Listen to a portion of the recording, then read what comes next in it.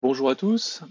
Aujourd'hui, nous allons voir un passage en fait entre le logiciel Archicad et le logiciel Twinmotion.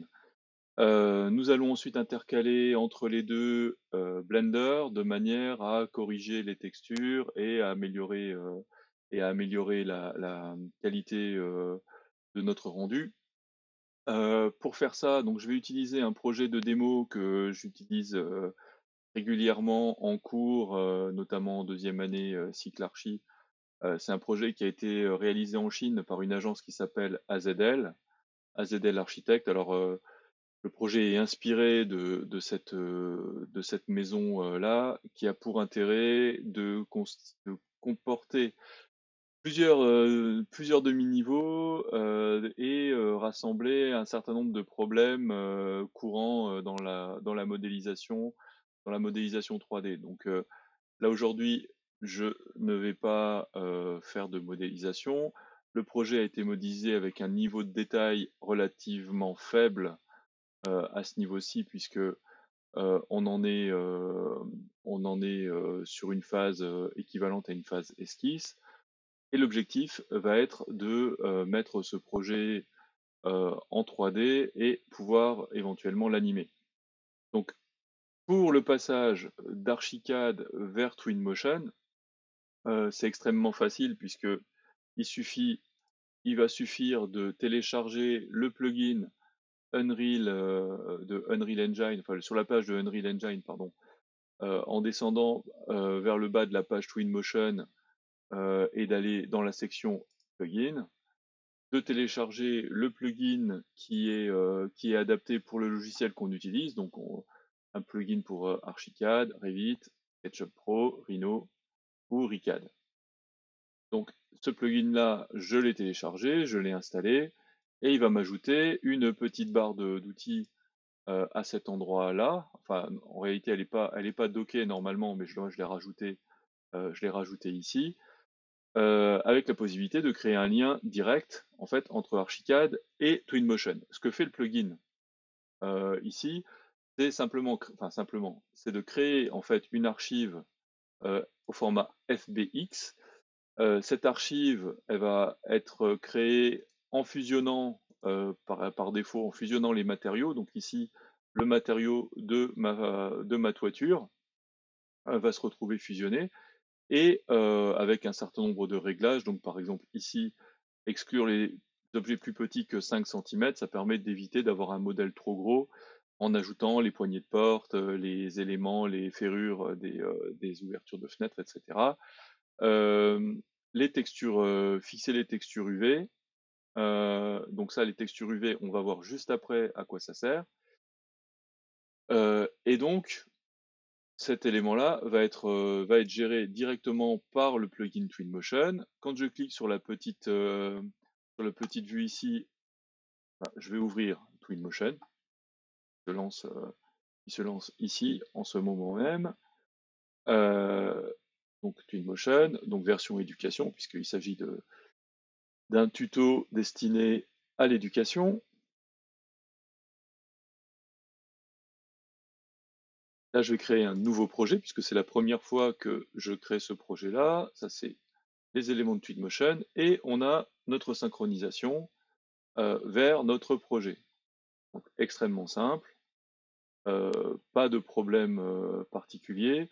On a un remplacement des textures et des matériaux d'Archicad directement dans Twinmotion, mais ici, on se rend compte qu'on a justement un problème de continuité des matériaux et de répétition, puisqu'on est capable de voir une répétition, et on va avoir un effet qui va être relativement plastique.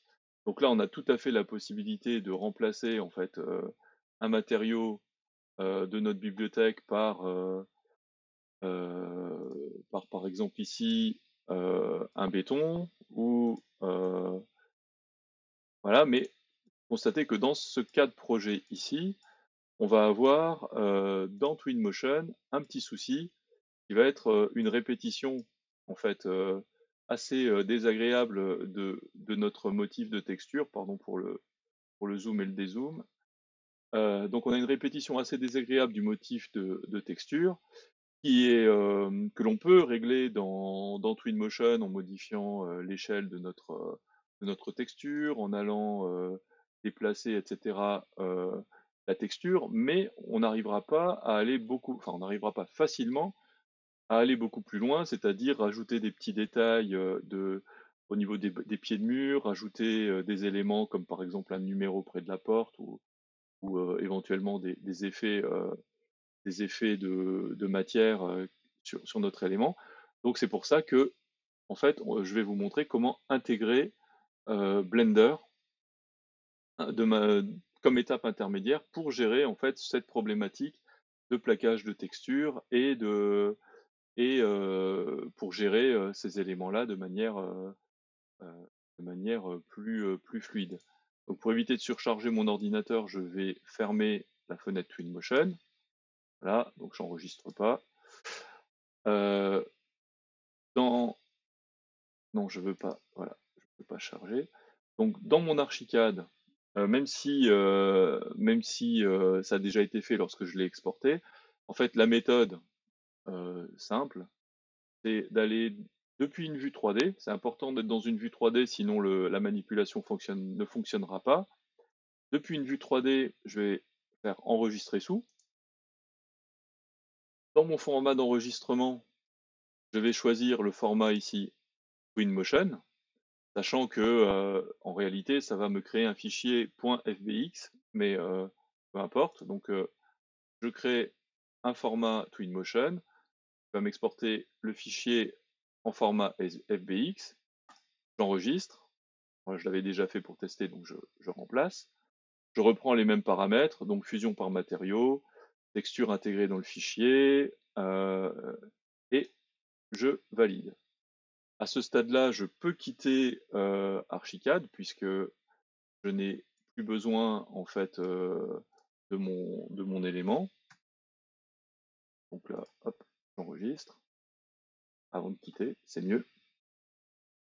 Et sur Blender, donc là j'ai réouvert Blender, on utilise la version 2.90.1. Sur cette partie-là, la version en fait n'a pas grande importance puisque à partir de la version 2.8, tous les éléments que je vais utiliser sont déjà repris. Donc je sélectionne tout ce qui est dans mon interface de base, je supprime. Ensuite, je vais dans le menu Fichier, Importer.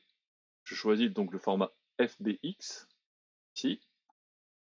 Je vais me déplacer vers le fichier donc, que je viens d'exporter depuis Archicad.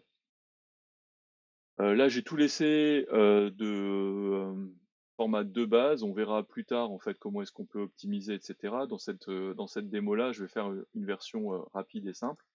Import FBX. Là, je constate que mon rendu est absolument moche. Pourquoi est-ce qu'il est moche? C'est tout simplement parce que Blender essaye de lisser en fait les faces. Alors pour régler le problème, ça va aller extrêmement vite. Dans Objet, je vais lui demander de me faire donc un lissage plat, flat. Et là, vous voyez qu'on récupère notre projet de manière identique à ce que l'on avait dans Archicad. Alors, je vais faire une petite vérification pour vérifier que l'échelle de mon projet a été bonne, c'est-à-dire que j'ai importé sans faire d'erreur au niveau de mon échelle. Donc pour ça, je vais utiliser l'outil mesure ici dans Blender et je vais mesurer, par exemple ici, euh, la largeur de ma porte. Alors là, j'ai un élément 0,42 mètres. Je pourrais penser que je me suis trompé. En réalité, le problème vient du fait que je n'ai pas activé au niveau de l'accroche objet ici, je n'ai pas activé d'accrochage objet, donc du coup la mesure va se prendre au niveau du plan de référence et près du point zéro, donc la mesure n'est pas fiable. Donc là, je vais changer pour mesurer sur des faces, là, et lorsque je fais ma mesure, je me rends compte que la porte d'entrée fait 87 cm, donc 90 cm puisque j'ai pas mesuré exactement au bord ici. Vous voyez l'effet dont je vous parlais ici, la mesure en fait est bonne puisque j'ai activé l'accrochage objet. Donc attention, quand on fait une mesure, bien penser à activer l'accrochage sur les faces, sinon la mesure sera fausse. Et donc les conclusions qu'on prendra seront fausses également. Donc maintenant, je vais regarder cette histoire de plaquage de texture. Ici, sur le modèle de vue par défaut, je ne vois pas les textures puisque j'ai une vue qui est destinée à rendre en fait mon élément de manière la plus fluide possible avec l'interface et donc je n'aurai pas de rendu de texture. Donc pour voir les textures, je vais cliquer à cet endroit-là, voilà, pour activer mon rendu de texture. Et là, je me rends compte que, en effet, j'ai un problème de continuité entre les éléments qui se trouvent ici sur le bord des murs. Donc, j'en profite juste pour activer la diffusion, voilà, des commandes. Ce qui se passe ici, en fait, j'ai ici un mur. Alors, désolé, je dessine à la souris, qui arrive à cet endroit-là, un mur qui arrive à cet endroit-ci, et la toiture qui se développe comme ça. Donc, ici, j'ai donc des faces différentes pour un même objet, pas pour un objet que je vais vouloir rendre. Donc, c'est normal que les textures ne soient pas appliquées de manière uniforme parce que mon objet, en fait, en réalité, j'ai un ensemble, une multitude d'objets. Si je passe en mode édition ici, en mode édition, pardon, Object Mode, c'est mieux de sélectionner un objet, sinon ça ne fonctionne pas. On voit que j'ai plusieurs facettes.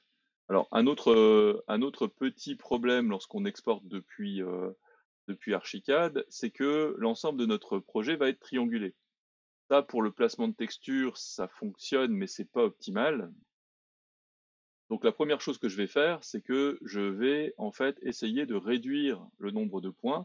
Donc, dit autrement, demander à mon Blender de me fusionner en fait les éléments qui sont sur des faces coplanaires. Alors, pour ça, en fait, une méthode très simple, j'appuie sur la touche X du clavier et je vais demander une dissolution des éléments. Et là, je vois que sur l'ensemble de mes faces, je vais avoir en fait une réduction, alors pas totale, mais j'ai une réduction du nombre de facettes. Maintenant, je vais passer à une étape que l'on va appeler l'UV mapping. Alors pour l'UV mapping, c'est la théorie est très simple. En fait, lorsqu'un ordinateur, lorsqu'un outil de rendu va aller plaquer une texture, donc une texture c'est une image, sur une face, euh, la manière de référencer cette texture, c'est un système de coordonnées qui s'appelle U et V, et ces coordonnées vont être plaquées en fait sur le développement de chacune des faces. Donc en prenant une origine, alors là je l'ai pris à cet endroit-là, mais c'est pas forcément ça l'origine. Mais en fait, l'image va être plaquée, va être étirée en fonction de coordonnées qui sont développées sur la surface de l'objet. Donc si j'ai un objet courbe, bien sûr, cette UV va être développée. Et donc, nous allons faire ici, en fait, ce que l'on va appeler un UV mapping. Donc en fait, euh, on va déplier l'ensemble de nos éléments de notre projet de manière à euh, de manière à venir en fait créer, remettre à plat, un peu comme on le ferait avec une map monde quand on va ou les cubes qu'on a pu faire quand on était en école primaire, on découpait dans du papier puis on rassemblait un cube. Et donc ça, on va le faire. Donc dans Blender, ça s'appelle de l'UV unwrap, donc dépliage. Et donc là, je vais le faire. Pour cette démo, je vais le faire que sur un côté, comme ça on verra la différence avec, le reste du bâtiment lorsqu'on retournera dans Twinmotion. Ici, donc, pour faire ça, une méthode déjà nécessaire, c'est que alors là, je vais créer un nouvel onglet. Ici, les onglets qui sont en haut représentent en fait des configurations de fenêtres. Donc, je vais dupliquer ma fenêtre. Je vais l'appeler UV, par exemple. Voilà, je vais l'appeler UV. Et je vais, pour faire tout ça, ouvrir mon panneau de fenêtre ici, de manière à avoir un panneau d'éditeur de shader, un panneau d'éditeur UV. Là, c'est un peu le bazar. Et donc, je vais créer une nouvelle matière. Donc ça, c'est l'UV tel que exporté depuis Archicad. Donc, si je prends par exemple une face ici, j'ai cette face. Donc là, elle est pas superposée à cette. Ça, c'est la texture de mur exportée par Archicad. Et donc, cette texture est représentée ici comme un rectangle, mais en réalité, elle est dupliquée. Et voici la forme donc, du coup de mon objet ramené sur cette texture. Donc nous, ce qu'on va faire, c'est qu'on va créer un nouveau matériau. C'est pour ça que j'ai ouvert ici le panneau Shader Editor.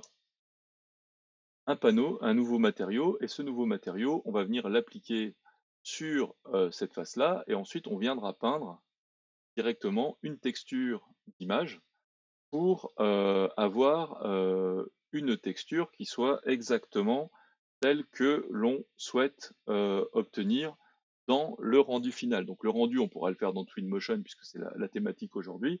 On pourra très bien le réaliser dans Lumion ou directement dans Blender. Là, ça n'a pas d'incidence sur le processus que l'on est en train de réaliser maintenant. Donc, phase suivante, je vais ici faire, donc dans mon élément, je repasse ici en mode objet.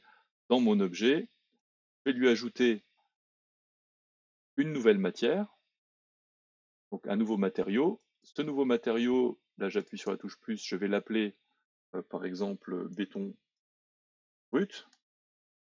Que la peau en fait extérieure de notre objet est en béton brut, ce matériau. Je vais ensuite passer en mode édition, sélectionner l'ensemble des faces qui vont m'intéresser. Je vais prendre ces faces ici, commencer, m'intéresser à l'ensemble de cette façade. Voilà. Là, je fais une sélection manuelle, mais j'aurais très bien pu automatiser un petit peu plus. Voilà, voilà, comme ceci. Donc là, j'ai mes éléments. Ces éléments, je vais sélectionner ensuite matériau béton brut et je vais assigner le matériau béton brut à cet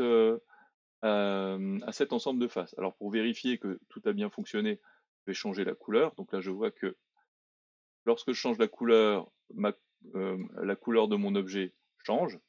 Donc ça se passe très bien. Ensuite, donc ça c'était la première étape, un nouveau matériau. Et maintenant, je vais pour la facilité de l'exemple, en fait, je vais aller séparer ces faces-là. Donc je vais sélectionner les faces qui contiennent ce matériau et je vais aller les séparer de mon modèle. Donc ici, en appuyant sur la touche P, donc je sépare en fait ma sélection, reviens en mode objet et je vais cacher en fait le reste pour travailler. Oups, voilà, pour travailler uniquement sur cet ensemble de faces, qui sera plus facile en fait pour cette démonstration. Donc ici, maintenant, sur ces faces-là, je vais travailler mon matériau, et ce matériau, donc, je vais créer en mode édition, je vais créer ce qu'on appelle je vais créer une nouvelle texture d'image que je vais utiliser pour la replaquer en fait sur ma face. Donc là, je vais créer une nouvelle image.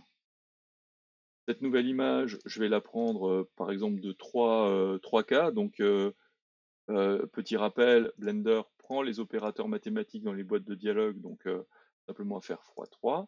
Et ici, je vais l'appeler map béton, par exemple façade est, ouest, voilà. Map béton façade ouest. Je vais, pour vérifier le fonctionnement de mon UV, je vais générer une grille de couleurs. Vous allez voir tout de suite ce que ça va donner. Voilà. Donc là, j'ai une grille de couleurs. Et cette grille de couleurs, je vais pouvoir la plaquer sur mon objet. Pour la plaquer sur l'objet, le seul moyen, c'est de dire en fait à notre matériau que notre couleur doit, que en fait la surface de notre matériau doit utiliser l'information qui se trouve donc ici. Et pour faire ça, donc je vais ajouter un nœud. Je vais ajouter un nœud de texture, une texture d'image. Cette image, je vais la prendre parmi les images euh, qui sont insérées dans Blender, mais avant, en fait, il va falloir que je pense à enregistrer cette image. Parce que si je n'enregistre pas l'image, lorsque je vais l'exporter, en fait, Blender n'en tiendra pas compte. Donc je vais dans Image, Save As. Ici, je vais créer un nouveau dossier pour l'occasion. Ce nouveau dossier, je vais l'appeler map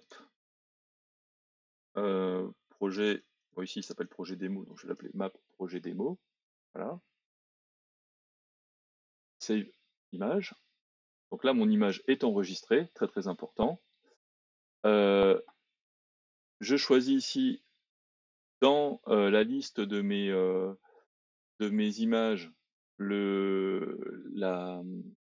cette map, et je vais la marquer ici. Donc dans les nodes de Blender, un élément couleur, donc jaune, va toujours sur un élément couleur. Donc là, je lui dis que cette couleur va sur la couleur de base. Et là, donc, on voit le problème beaucoup mieux puisque j'ai une texture qui est composée de quadrillage.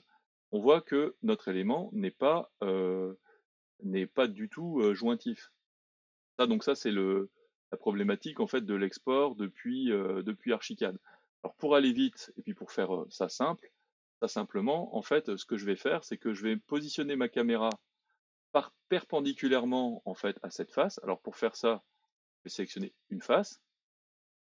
Dans View, je vais aligner ma vue par rapport à l'actif au-dessus. Donc là, j'ai une vue qui est alignée par rapport à mon élément actif en vue de dessus. Et je vais sélectionner, alors pour sélectionner par exemple ici, je vais aller dans Select Similar, et je vais sélectionner les éléments coplanaires pour avoir en fait l'intégralité de ma face. Oups, mince. L'intégralité de ma face. Donc je vais réaligner ma vue puisque j'ai bougé. Voilà. À partir de là, je vais aller dans UV.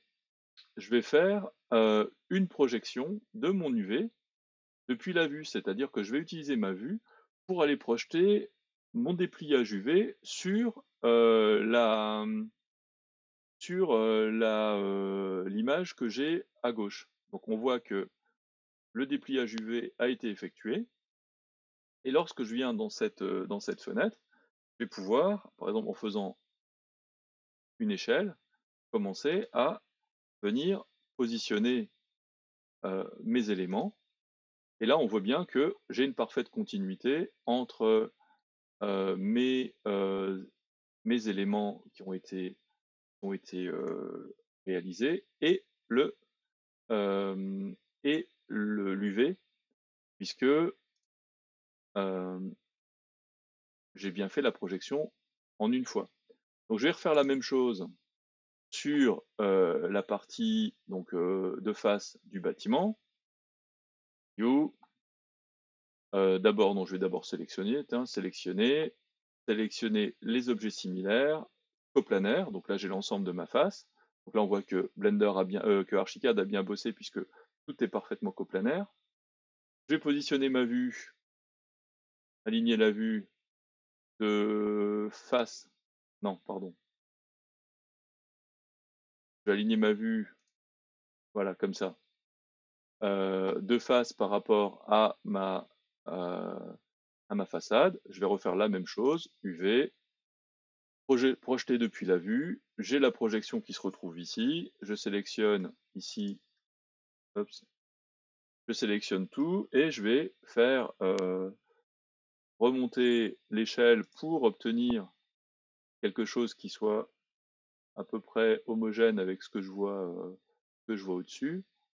Et probablement également venir faire une rotation de tout ça pour venir retrouver en fait une continuité. Alors là, du coup, les éléments m'aident puisque je vais chercher par exemple ici à retrouver les éléments MALA, donc MALA, voilà, ils sont ici. Donc si je déplace, j'ai un problème de, voilà, j'avais activé. Je vais désactiver cet élément-là.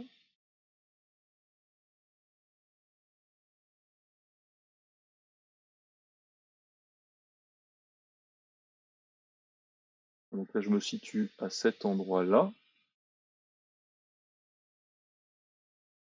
Hein.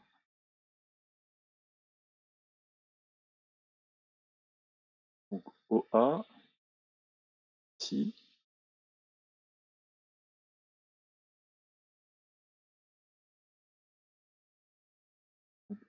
Je vais venir créer mon élément de manière jointive à cet endroit-ci. Donc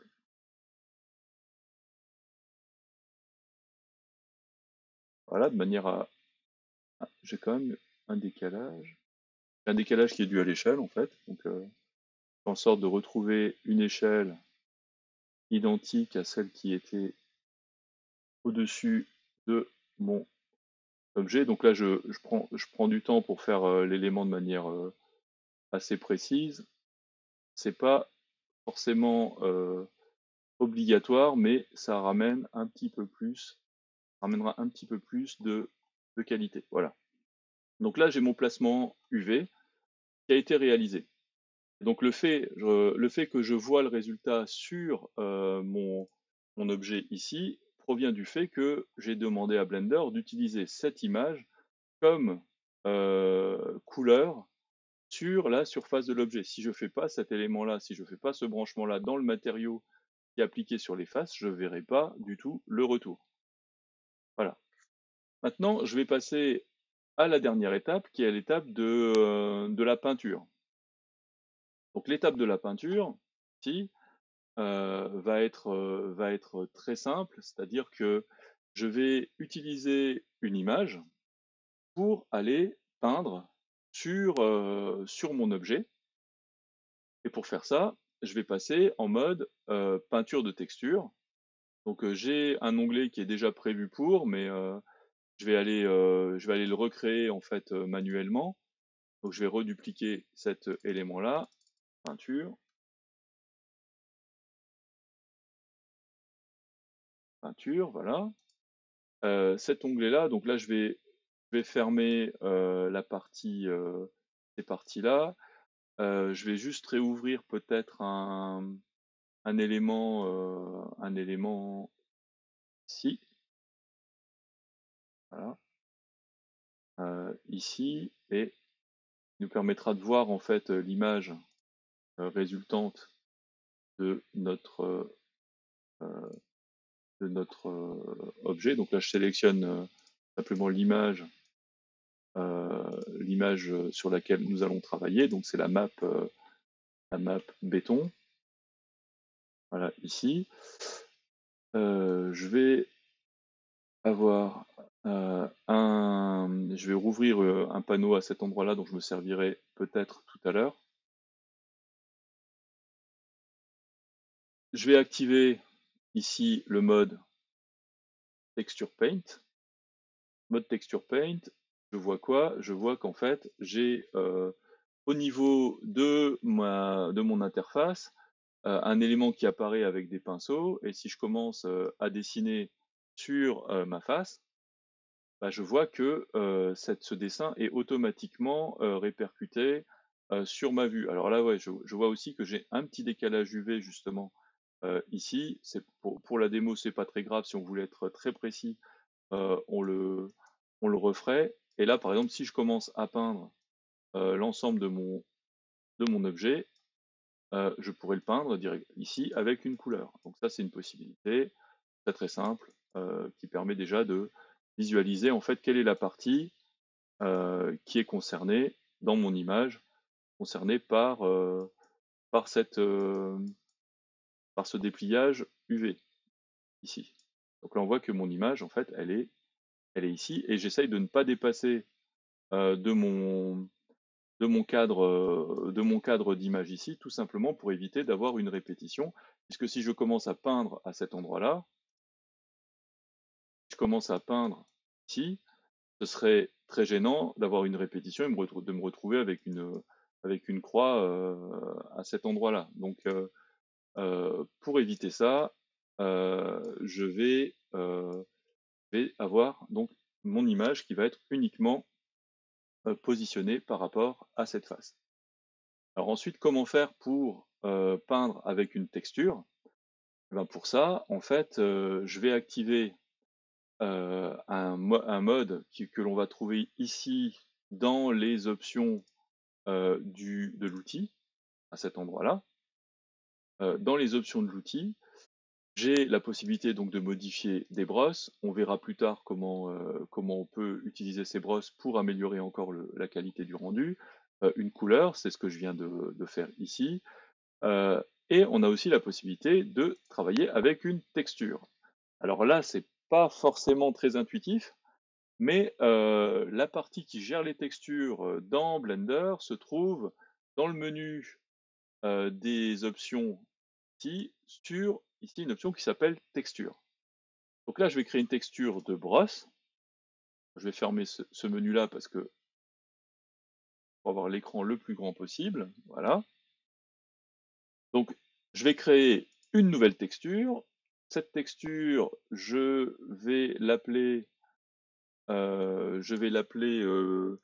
béton. Alors, je vais être très créatif. Je vais l'appeler béton 01. Ce béton 01, je vais utiliser une image que j'ai téléchargée. Alors, les images que j'utilise là pour faire la démo, je les ai récupérées dans les parties gratuites du site texture.com et du site Polygon. Donc, c'est là-dessus que j'ai récupéré les 2 ou 3 textures d'images que je vais utiliser là pour la petite démo. Donc, ici, texture, je vais commencer par un béton comme ceci, voilà. Donc ça, c'est mon béton de base. Ce béton, en fait, je vais venir l'appliquer. Alors, je vais l'appliquer en utilisant ici la texture béton. Ce qui est très important, c'est la manière dont mon béton va être appliqué. Là, il est appliqué de manière donc répétitive, et je peux définir sa taille. Donc, si par exemple je commence à dessiner avec ma texture béton, je vais avoir ici un, un matériau, donc une application d'un matériau. Je pourrais augmenter la taille de ma brosse pour aller beaucoup plus vite dans l'application de la texture. Voilà, donc là je repeins grossièrement la face de mon objet, un peu plus raisonnable, voilà, qui me permet déjà de donner en fait une. Vous voyez que en fait la texture, elle est appliquée avec la perspective. Donc, si je voulais l'appliquer de manière parfaite, j'aurais tout intérêt à l'appliquer en étant euh, perpendiculaire à ma face. Donc ça, c'est le premier élément. Premier élément, donc j'applique ma texture de béton, qui est répétitive. Bon, celle-ci est d'assez bonne qualité, donc j'ai pas de trop de problèmes au niveau répétition. Pour être complet, en fait, ici, on a comme dans Photoshop, par exemple, la possibilité d'utiliser du tampon duplicateur. Donc, je pourrais prendre cette zone qui est ici et venir l'utiliser pour corriger, par exemple, des éléments qui pourraient éventuellement apparaître comme étant répétitifs. Et de cette manière-là, je crée en fait une texture qui va être 100% non répétitive, non jointive en fait sur mes éléments, puisque la texture a été peinte et créée totalement sur mesure pour le projet.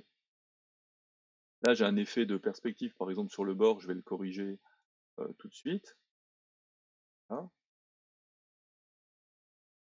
un petit effet de décalage. Ça, c'est la première étape. La seconde étape, la seconde étape va être de rendre en fait cet élément-là encore plus vivant en ajoutant des petits détails ou des petits défauts. Donc pour faire ça, je vais pouvoir utiliser un autre mode de peinture. Donc je vais créer euh, une nouvelle texture que je vais appeler béton détail. Voilà, je vais le faire avec un seul élément, mais euh, bien sûr, on pourrait le faire de manière avec autant d'éléments que l'on veut. Donc là, ici, je vais utiliser par exemple cet élément-là. Cet élément-là, vous voyez que c'est un béton qui est abîmé, qui est un petit peu vieux. Euh, Cet élément-là, je vais l'utiliser pour, par exemple, créer des marques de coulage au niveau des appuis, par exemple ici. Pour faire ça, en fait, je ne vais pas le faire à la volée, puisque si je commence à peindre avec mon élément, donc ici, je prends ma texture béton détail. Si je commence à peindre, vous voyez que je vais avoir un truc qui va pas être très joli. Euh, donc, je vais utiliser en fait un autre type de peinture qui va être tout simplement le fait de pouvoir euh, utiliser mon élément comme décalcomanie pour venir le positionner. Donc là, ça va se trouver dans mon élément ici de, euh, de texture. Alors, curseur, non, stroke. Il faut juste, voilà, ici. Je vais donc mon masque de texture ou ma texture, je vais l'appliquer comme un stencil. Euh, Quand je marque stencil, ma texture apparaît à cet endroit-là. Donc, si vous regardez le bas de l'écran, je vais avoir la possibilité de la changer de taille, donc décalcomanie en fait, ou de la tourner. Oups. Euh, Reviens ici, ma texture. Donc, stencil.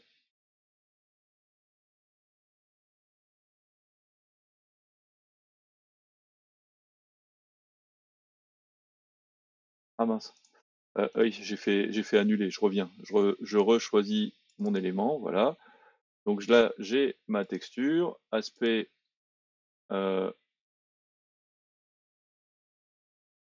l'aspect de ma texture. Lorsque j'appuie sur les différentes options, donc touche CTRL, je vais pouvoir la tourner éventuellement.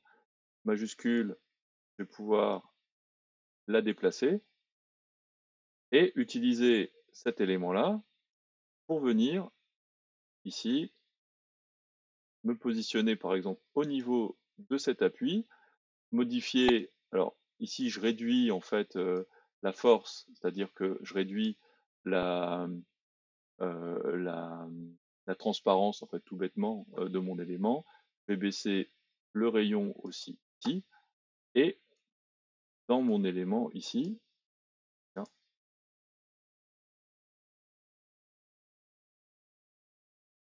j'ai encore perdu ma... Ah oui, j'ai encore fait CTRL Z, ça ne va pas. Voilà, hop, j'ai bien mon élément ici. Donc, je baisse mon radius, encore un peu, voilà. Je baisse donc ma transparence et je viens peindre ici un élément de détail. Et je vais pouvoir reproduire en fait cette technique-là au niveau, par exemple, des appuis de B pour leur donner un caractère un petit peu plus réaliste et proche en fait d'une réalité, une réalité d'un projet qui aurait été réellement réalisé en béton, puisque on a toujours des petites coulures et des petits défauts d'aspect en pied de mur et sur l'ensemble de nos arrêts de coulage. Donc ici, c'est fait de manière assez grossière puisque je ne prends pas le temps de vraiment réellement m'appliquer, excusez-moi. Voilà. Donc je vais pouvoir repartir sur, par exemple, mon tampon duplicateur euh, pour venir ici régler, pour venir fusionner un petit peu mieux l'ensemble de mes éléments, de mes éléments comme ceci. Une fois que ce travail-là est fait,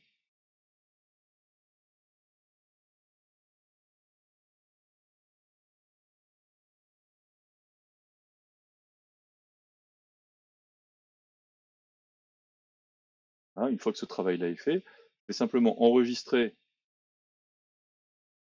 ma vue, enregistrer mon image, ne pas oublier d'enregistrer l'image, image, save, save, hop, toutes les images, voilà. Donc là, le petit astérisque qui était à côté de l'image a disparu. Je vais réafficher tous mes éléments. Là, on voit les parties qui sont concernées par mon dessin sont celles qui sont en gris et celles qui font partie de l'UV non traitées en fait restent en couleur. Euh, Bien entendu, lorsqu'on le fera de manière plus proche de la production, on mettra pas forcément cet élément-là, on utilisera une image transparente pour éviter les petits défauts sur les bords des textures, etc. Et là ça nous sert à bien différencier le tout. Donc je vais tout réafficher, voilà,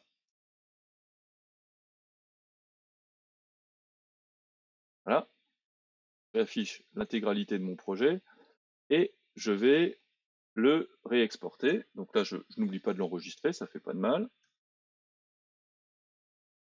Donc maison démo, hop, maison démo 02. Voilà. Et je vais l'exporter en FBX. Donc la maison démo 02 ici, export FBX. Donc j'ai tout exporté. Dans Twinmotion,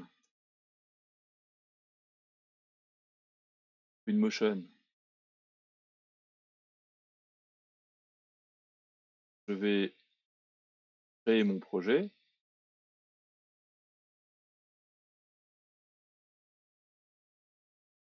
faire un nouveau projet. J'importe mon outil, j'importe donc mon élément ici,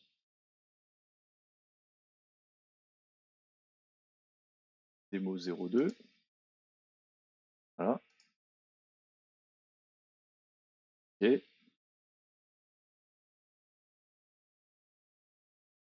Mon élément est importé avec, oups, je suis du mauvais côté, donc je vais changer de côté, voilà, avec ma texture telle qu'elle a été modifiée. Donc là, on voit bien sûr qu'elle est pas, elle est loin d'être parfaite puisque le temps n'a pas été consacré pour l'améliorer. Mais ce qu'on voit aussi, c'est que notre élément, en fait, on va pouvoir l'utiliser exactement de la même manière qu'un projet Archicad, c'est-à-dire que je vais pouvoir faire des modifications, par exemple ici, venir améliorer la qualité, par exemple, de cette fusion là, qui n'est pas très jolie, donc par exemple comme ceci, améliorer le, estomper un petit peu ce, ce- ces coulures qui sont assez grossières, voilà. Enregistrer mon image, toujours, save, réexporter mon projet au format FBX, je réexporte avec le même nom, je repasse dans Twinmotion, je demande ici une mise à jour du projet, et mon projet a été mis à jour sans avoir pris en compte ma modification parce que j'ai pas bien enregistré mon image. Mon image est enregistrée. Mon projet, j'ai été trop vite. Je le réexporte en FBX. Voilà. Twinmotion, je fais ma mise à jour.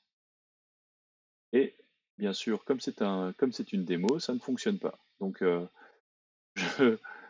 mais faites-moi confiance, ça peut marcher. Donc, ce qu'on verra ici en détail, c'est le travail donc sur ces éléments de texture de manière à avoir ici des rendus qui soient plus réalistes, sans avoir besoin de passer énormément de temps ni dans Twinmotion ni dans Revit ou Archicad pour venir faire en fait ces éléments ici. Et donc ça, on le verra en détail sur la partie création de texture. Ensuite, on verra comment faire pour avoir des effets de matière et des effets d'épaisseur. On verra comment ajouter de l'environnement de la même manière, de manière très rapide et très simple. Et donc, je vous remercie pour votre attention et je vous dis à très bientôt pour les vidéos spécialisées sur chacun des éléments. Pour ces vidéos-là, si vous avez des demandes particulières et si vous voulez qu'on explore des points plus particulièrement, n'hésitez pas à mettre des commentaires, c'est très important, ça me permettra de faire vraiment des vidéos sur mesure. Je vous remercie, je vous dis à très bientôt